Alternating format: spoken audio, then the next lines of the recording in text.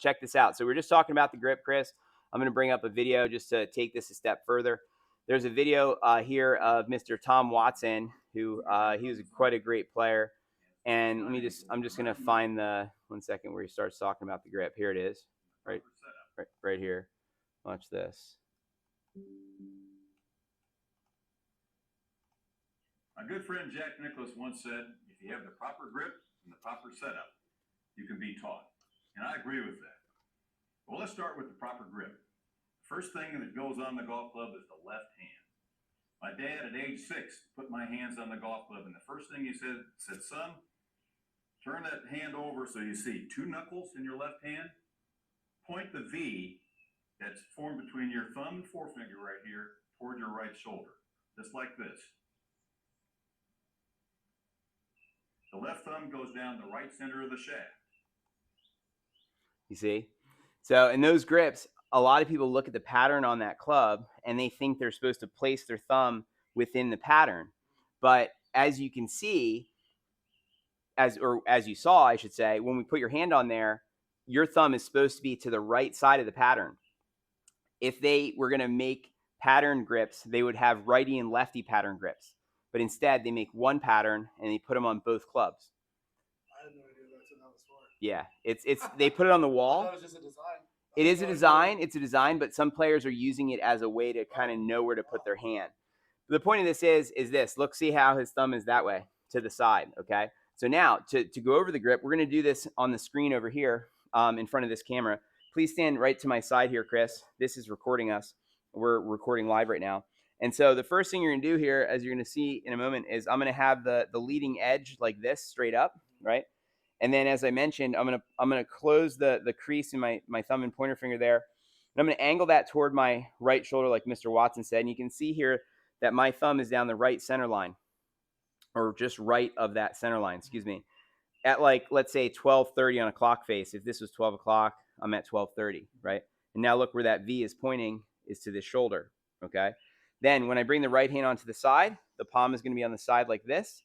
Once again, I'm just going to close my fingers.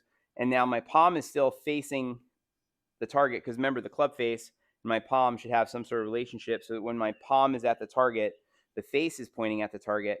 So I want to just close my fingers like this and you'll see now my V's of my grip are matching and they're both parallel going up to that right shoulder. Okay, now it's your turn here, please. So hold the club out in front of you and with the right hand, remember grip it over here first with this hand. You're holding it here to get the face square before you put your hand on there. Good. And so it's vertical and then, yep. And then you want this hand closer together like that.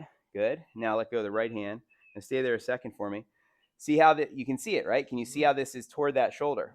Good. Now bring the right hand onto the side. That's correct. Exactly. And so this hand, you were making the mistake of going too much over this way. I was going straight like yeah, that. Right. Okay. Right. You want this hand actually. So see how the palm right now is not on the side? Hang on. Let your hand relax there. See how I put it on the side of your thumb now? Mm-hmm. That's where it's supposed to be. And see now where's that V pointing? There. Mm-hmm. This thumb does not go in the golf club. It just rests over here relaxed. Wow. Okay, that's not part of the golf club. That just hangs out and relaxes. As you'll see with my thumb, it just hangs out here. It's just a lot lighter. Yeah. Oh yeah. And it's now correct because both of your V's are at your shoulder while this is square. So if you hold it out in front of you, here, step back from the camera slightly. Back this way. Good. And then you hold it here, you can see that the face is square. Stay like that. I'm going to take a picture of this and send it to your phone, please, so that you don't. I do a mixture of texting stuff and also sending you guys the videos. Some of the stuff that is, the last 4 digits are 7435. Yep. Okay, just making sure. So these 2 fingers right here, is that where they're supposed to go? I'm going to double check them in a moment here. I just want to show you what's going on with your grip now. Okay, 1 second. Just keep your hands on there still. It's good for you to hold it that way for a while anyway.